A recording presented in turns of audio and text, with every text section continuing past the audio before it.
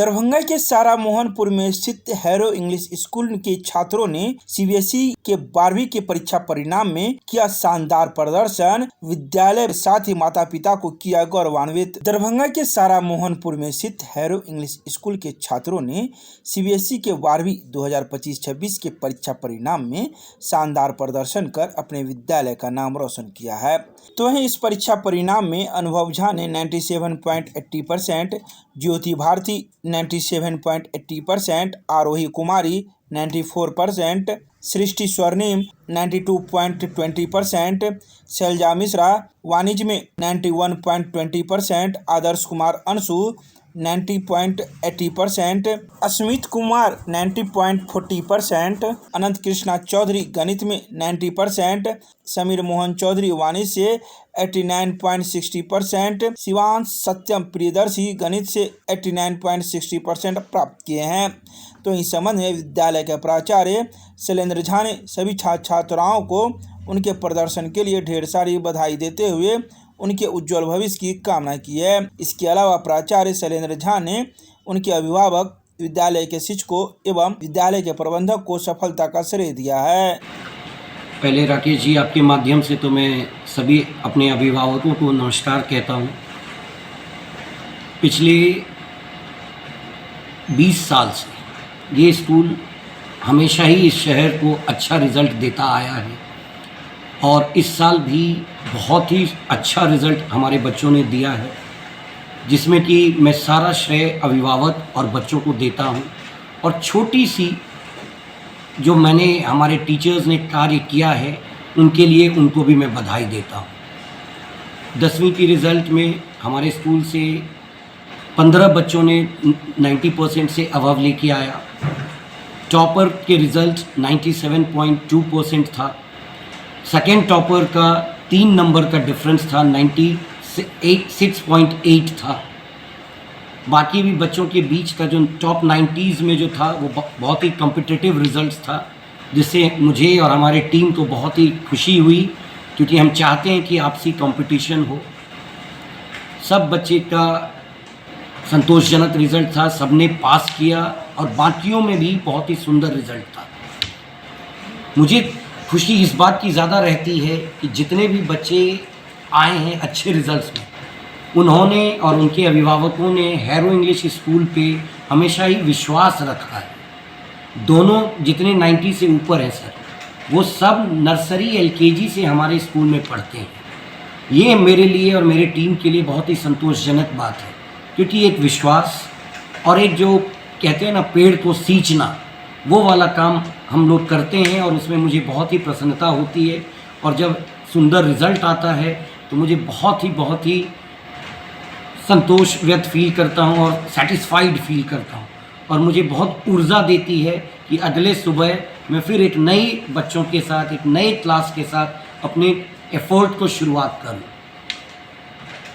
कल 12वीं का रिज़ल्ट आया, इसने भी मुझे बहुत ही संतोषजनक रिज़ल्ट दिया, उत्साहपूर्ण रिज़ल्ट दिया, जिसके लिए मैं हमेशा ही भगवान को, अल्लाह को, ऑलमाइटी को धन्यवाद देता हूँ कि वो मेरे साथ हैं, मेरे टीम के साथ हैं और बच्चे परिश्रम करके अच्छा रिज़ल्ट लेके आ रहे हैं।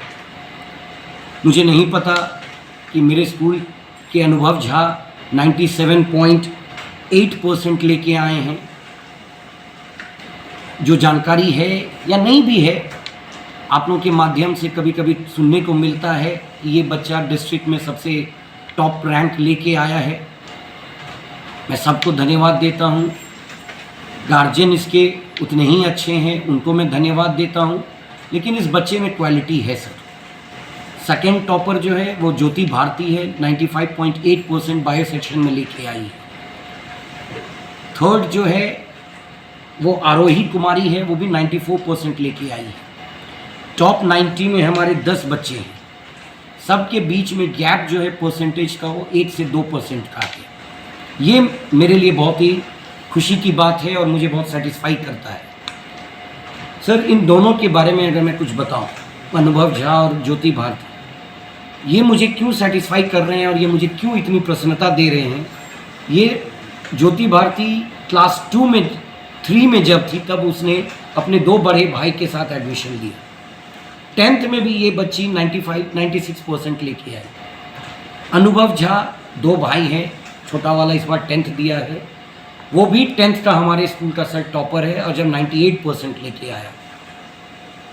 तो मेरा ये हमेशा का मानना है कि बच्चे परफॉर्म करते रहें और परफॉर्म करते रहेंगे। जहाँ मेरा योगदान रहता है इनको मोटिवेट करना, इनको संभालना, इनको सींचना और सही समय पे सही डायरेक्शन देना, ये मैं काम करता हूँ, मेरी टीम काम करती है और ये बच्चों पे इतना विश्वास रहता है कि ये रिज़ल्ट लाते हैं।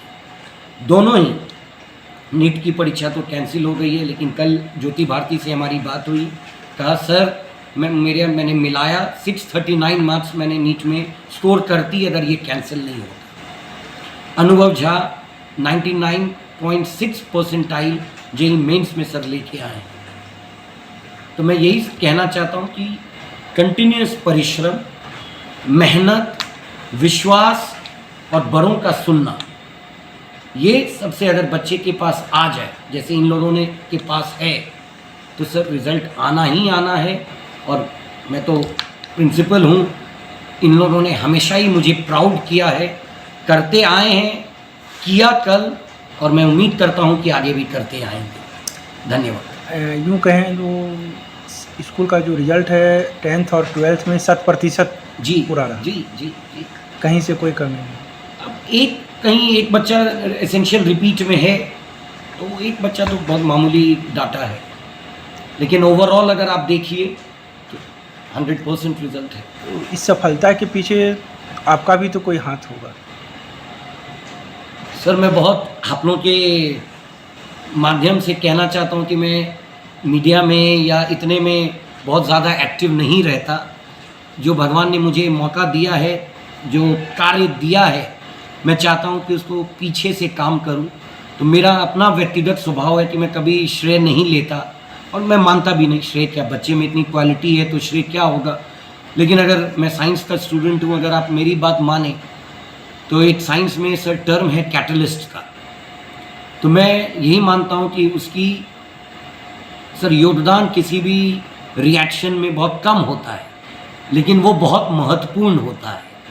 वो रिएक्शन को, स्पीड को बढ़ाता है या कम करता है बिना उस रिएक्शन में पार्ट लिए हुए। वो उसमें भाग्य नहीं लेता, लेकिन रेट ऑफ रिएक्शन को डिसाइड करता है। तो मैं अपने आप को या मेरे टीचर्स को मैं यही मानता हूँ, या अपने आप को मैं यही मानता हूँ कि हर बच्चों के जीवन में अगर मैं कैटलिस्ट का काम कर सकूँ तो मैं भगवान को शुक्रिया अदा करता हूँ कि उन्होंने मुझे ये मौका दिया है। और मैं गर्व भी करता हूँ क्योंकि बहुत कम लोग होते हैं जिनको भगवान ये मौका देते हैं कि आप इतने सारे बच्चों को शिक्षा देते हैं, अच्छा इंसान बनाने की कोशिश करते हैं, और वो बच्चे अगर सफलता लाते हैं तो मेरे पास शब्द नहीं है इसको बयां करने का। सर कमिंग बैच को क्या कहेंगे? मेरी कुछ पॉइंट सर अपने जीवन, व्यक्तिगत जीवन में भी वही है और मैं अपने बच्चों को भी यही कहता हूँ और आने वाले हर बैच के बच्चों को यही कहूँगा कि कुछ चीज़ें हैं जो आपको याद करना पड़ेगा। सबसे पहले ऑनेस्टी। कोई भी काम करे, मैं अपना काम कर रहा हूँ, आप अपना काम कर रहे हैं, बच्चे अपने काम कर रहे हैं, उनमें ऑनेस्टी होना बहुत ज़रूरी है। कोई भी कार्य के लिए आपके पास पैशन होना चाहिए, लगन होना चाहिए कि ये काम मैं करूँ। तीसरा, डिसिप्लिन होना चाहिए। डिसिप्लिन में यहाँ ये नहीं कहता कि आप अपशब्द ना यूज़ करें, यही नहीं। डिसिप्लिन का मेरे लाइफ में डिक्शनरी है कि आप अपने आप को संयम रखें, संयोजित रखें, इधर उधर ना जाएं, डाइवर्ट ना हो और समय का सही उपयोग करें। उसके बाद सर हर बच्चे को एक मैं चाहता हूँ कि समय के अनुसार एक अपना एम, जीवन में जो लक्ष्य है उसको सोचें। और सबसे महत्वपूर्ण है सर, जब आप काम करते हैं, मेहनत करते हैं, तो ये ज़रूरी नहीं है कि आपको हमेशा सफलता मिले। उस समय अपने आप पे सेल्फ बिलीफ हो, अपने आप में आप नेगेटिव ना जाएं, डिप्रेशन में ना जाएं।